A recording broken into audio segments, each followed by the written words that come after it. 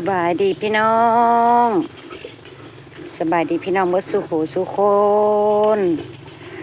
เด้อจ้าสบายดีกับบรรยากาศยามแรงพอฝนเบิดแดดกระแจ่มใสพี่น้องเอ้ยท้องฟ้าแจ่มใสฟ้าหลังฝนเนาะพี่น้องเอ้ยพี่น้องมึงแนะนำขนาดแห้งๆเลยนี่น้ำเต็มให้เต็มคันแต่ว่าบ้านแม่น้องบอยบ่มีหอยนาพี่น้องก็เลยบ่ได้ไปเก็บหอยฝนตกก็ได้โอ้ยเสียงไก่สิพาพี่พาหมดนอกมาส่องพอลูกเพิ่นเฮ็ดหยังกันยามแรงว่าเพิ่นไถหุดหน้าแล้วแหละพี่น้อง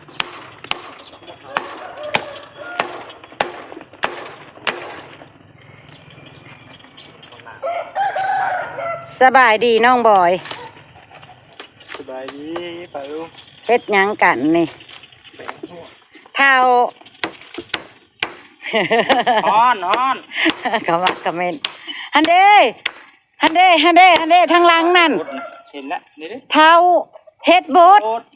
ตายปลาบัวว่าแล้วพี่น้องเมื่อวานแกงหน่อไม้ปลาบัวขึ้นจากมาเบิ่งอยู่เบิ่ง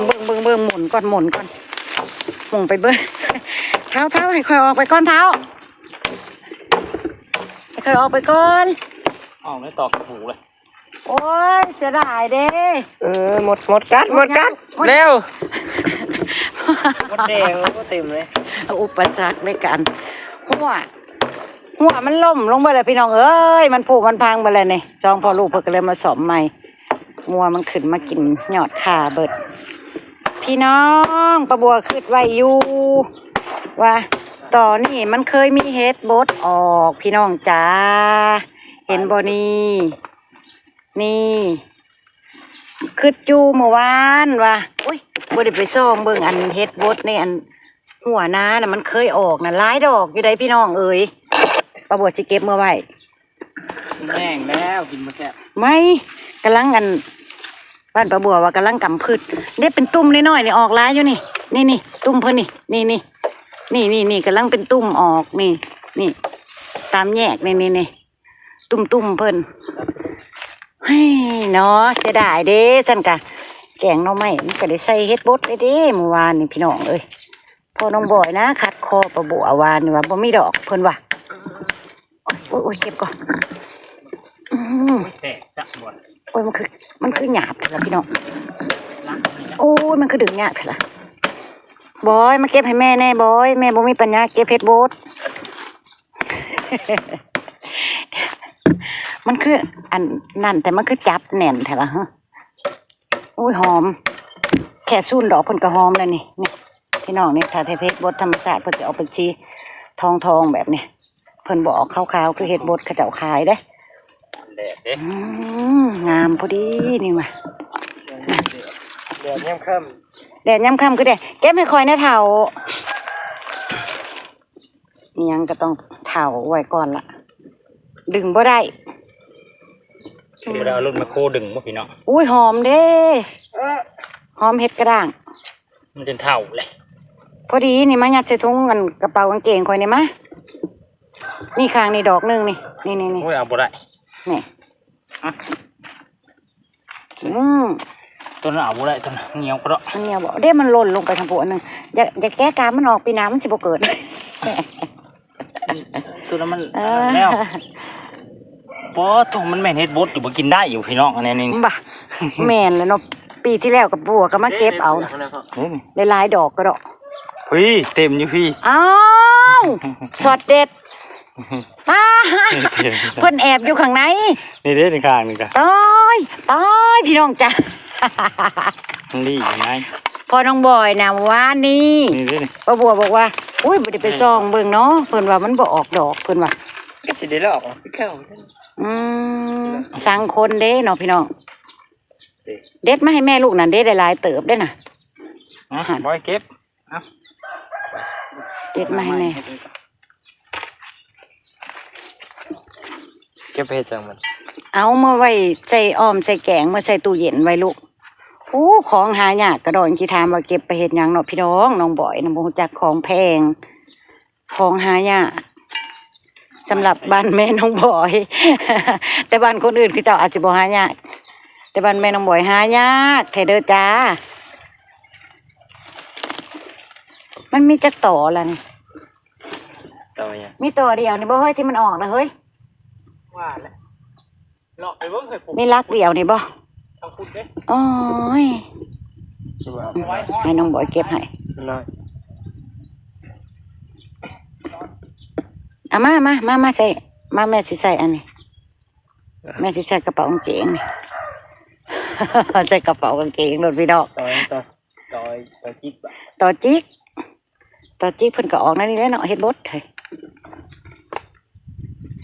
เฮ็ดบดหรือว่าเฮ็ดกระด้างตัวนี้มันเอาบ่ได้บ่ลูกอันนี้เอาบ่ได้บ่ลูก พวกนี้นี่ อ่ะ มันยังน้อย อุ้ยเอาโลดซ้ำนี่แหละ ได้ ดึงให้แม่แน่ดึงให้แม่แน่ดึงเอาโลดลูกซ้ำนี่แหละพอดีแหละแกงเบิดดอก มันน้อย พี่น้องก็สิตาลายแหล้วเนาะ เฮ้ย แม่น้องบอกก็ยังอันรุ่นกับเฮ็ดบดเบิดเท่านี้บ่ลูก พอแล้วก็ บ่แม่นงะออกมาแล้วงูน้อยแลบลิ้นใส่อันแม่ไปแลบได้เฮ้ย อยู่รุมอยู่เต็ม งูน้อยนะ บ่ บ่ เฮ็ด โอ้ยบอกเรื่องงูผัดยุลุ่มผัดเต็มเถอะวะ ใส่ลูกใส่เอาออกมาเบิ่งก่อนนะเอากาบมันออกเบิ่งก่อนนะใส่มาทำโอ้เพิ่นแอบอยู่นี่แห้งกระดอกงามโอ้ยเกือบกาบไหม้ถึงหัวอีแม่เบิ่งเหี่ยว เอามาได้ เบิดแล้ว เบิ่งแล้วบ่ลูกเบิ่งดีๆลูกเบิ่งดีๆ เบิดแล้ว เบิ่งแล้วบ่นั่นน่ะโอ้ได้เต็มกระเป๋ากางเกงหนึ่งเด้อพี่น้องพูดน่ะเต็มกระเป๋ากางเกงปูรูบ่เห็นดอกพี่น้องบ่เห็นดอก ไป แอบไว้ในกระเป๋ากางเกง เฮ็ดต่อนะ ไปหาเบิ่งอีลูก ต่อจิ๊กก่อน มันลอยออกโอ้ยพี่น้องสิอันนั้นแหละแสบตาได้บ่ตาเว้นมันส่องมีเสื้อมันอยู่บ่ งู ความอึดความอยากไปย่างเมื่อทางนั้นเลยลูก งูเด้อน่ะ ใช่ แล้ว ว้าวไปบักหำ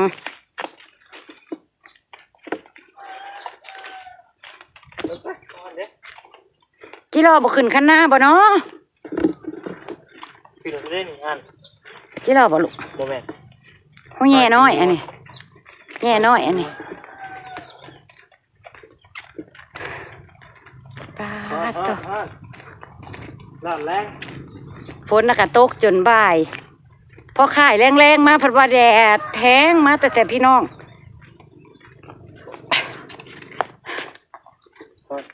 ห่อนบ่ เออ ยังเมื่อยอยู่ เอ๊ะ มื้ออื่นเช้าก่อนแม่สิโทรเอิ้นหมอมาให้ลูกมื้ออื่นเช้าเพราะว่ายามแรงนี่เพิ่นบ่มาดอก ถ้าเพิ่นมายามเช้าหมอน่ะยามตอนเช้าก่อนเพิ่นไปการเพิ่นก็สิแวะมาให้เพิ่นเช้าแม่จังสิโทรให้เพิ่นมาข้าวน้ำเกลือให้ลูกชายพี่น้องเอ้ยเมื่อยเด้พี่น้องบ่อยนะเดี๋ยวน้องบ่ค่อยได้พักผ่อนเด้พี่น้องไปเฮ็ดงานอยู่กันกรุงเทพก็บ่ค่อยได้พักผ่อนกลับมาผัดมาลุยเองนี่ไถนานี่เด้มาไถนาหักโคม2-3 มื้อกันเลยเบิดแห้งหนาเหลืองเห็นได้ชัดเลย ตา นั่นน้ำร้ายขึ้นครึ่งนึงเลยจากเมื่อวานพ่อน้องบอยตึกแฮเอาปลาเมื่อวานในน้ำบ่หลายปานนี้ฝนเพิ่นแห้งถามแม่แน่ลูก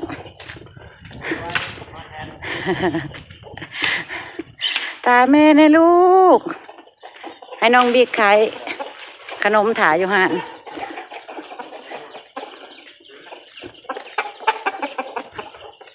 ลุกเลยขี่เจาะมาเลยเก็บอ่อน เดี๋ยวเขาเจ้าสิเอาไปเบิดจีดอก เก็บเพื่อไว้แม่แห้งว่าสิเฮ็ดข้าวเหนียวหมกม่วงให้กินอยู่อย่าแกล้งที่ตกลงมามันช้ำได้บักห ปีนึงว่าประจุ ำ ได้ดาวเทียมเกาะ ต้องเอาแนวอันนั้นเอา เก่าหันแล้วได้แต่ปลูกไม้เกาะ ตกที่เจ้าตกไปอาบนะเกาะลูกเกาะ โอ้ยนั่นเห็นบอกมันหล่นลงมาแล้วมันชิช่ำ ทำคนขี่มันสิเนาะ ทำเป็นแม่นแน่ ข้างทั้งไม้ข้างทั้งง่วง ทำเป็นแม่นชุดถ่ายกับไม่แม่นไม่แม่น แน่ไม่ทับเลย อ้าวแน่นอนเดี๋ยววะเอ้ย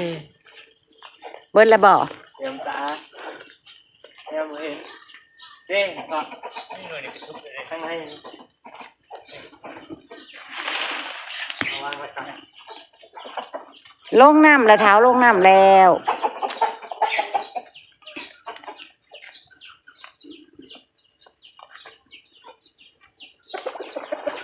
มะม่วงน้ำดอกไม้ อยู่ตรงไก่เลย พ่อใหญ่เพิ่นปลูกไว้พี่น้อง ขี่ทอดเอาลูก เก็บเมื่อใบรถมันแก่เบิดแล้วมะม่วงนะลูกมันบ่มได้เบิดแล้ว ขี่ทอดเอาลูกเดี๋ยวมันยังกันอยู่เพิ่งอยู่ข้างนี้ก็ได้เลย น้ำขึ้นหลายอีหลีเนาะ นี่ก็เนี่ย ขึ้นเลยหมองอันแม่นั่งเบิ่งพ่อตึกป่าเมื่อวานนี่ซะ ไหนตัวไหนนี่ทางพี่พี่มาซองพี่ แดดช่องหนาพี่น้อง ลืมขึ้นเนี่ยตัวนี้นี่แหละตัวนี้แหละเว้นเลยเนี่ย โดยเอาเป็นว่าประบัวก็สิเก็บภาพบรรยากาศยามแรงๆไว้จำนี่เลยเนาะจ้ะพี่น้อง ฝากเนี่ยเด้อฝากอีกรอบฝากจ่องแม่น้องบอยน้ำพี่น้ำน้องฝากไว้อ้อมอกอ้อมใจพี่น้องเนี่ยเด้อจ้าเด้อฝากกดไลค์กดแชร์กดติดตามให้ประบัวแน่ บาย โดย บาย